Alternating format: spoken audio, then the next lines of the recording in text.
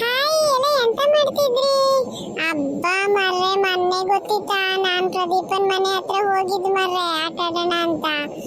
ನಾಯಿ ಬೆರ್ಸ್ಕ ಬಂದು ಎದ್ದು ಬಿದ್ದು ಓಡಿದ್ದು ನಾನು. ಪುಣ್ಯಕ್ಕೆ ನಂಗೆ ಎಂತ ಆಗ್ಲ, ನಾನ್ಸ ಓಡಿ ಹೋದ್ನ. ಅಷ್ಟೊತ್ತಿಗೆ ಪ್ರದೀಪನ ಅಪ್ಪಯ್ಯ ಬಂದು ನಾಯಿನ ಹಿಡ್ಕೊಂಡ್ರು ಮರ್ರೆ. ಇಲ್ಲ ಅಂದಿದ್ರೆ ನನಗೆ ಹಾಸ್ಪಿಟ್ಲಿಗೆ ಹೋಗಿ 14 ಇಂಜೆಕ್ಷನ್ ಹಾಕಿಸ್ಕೊಬೇಕಿತ್ತು. ಮತ್ತೆ ಆಮೇಲೆ ಆಟನೂ ಇಲ್ಲ, ಎಂತದೂ ಇಲ್ಲ. ಮನೆಗೆ ಹೋಗಿ ಸುಮ್ಮನೆ ಸ್ನಾನ ಮಾಡಿ ಉಂಡು ಮಲಗಿದ್ದು ಮತ್ತೆ ನಾನು. ಓ ಸೀನಪ್ಪ ಮಾವ, ನೀವು ದೂರ ಹೋಗದ್ರಿ? ಎಟ್ಲಾಗ ಹೋಗಿದ್ರಿ? ಅಡ್ಕೆ ಸುಲ್ತ ಎಲ್ಲ ಮುಗೀತಾ? ಓ ಏನ ಮಂಜ, ಸುಮಾರು ದಿನ ಆಗಿತ್ತು ಈ ಬದಿ ಕಾಣ್ದೆ.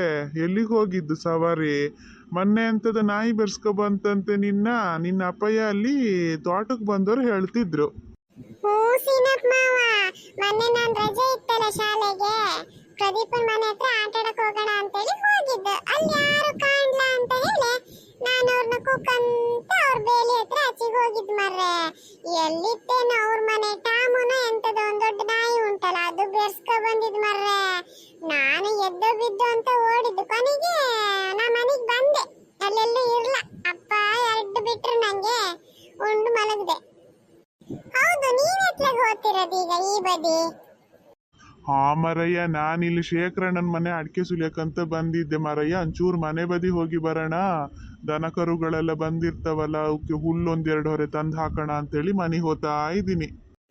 ಸರಿ ಸೀನಪ್ಪ ಮಾವ, ಹಂಗಾರೆ ನಾ ಹೋಗ್ತೀನತ. ಕತ್ಲಾಟ ಬಂತು ಮತ್ ನಮ್ ಬೊಯ್ತದೆ.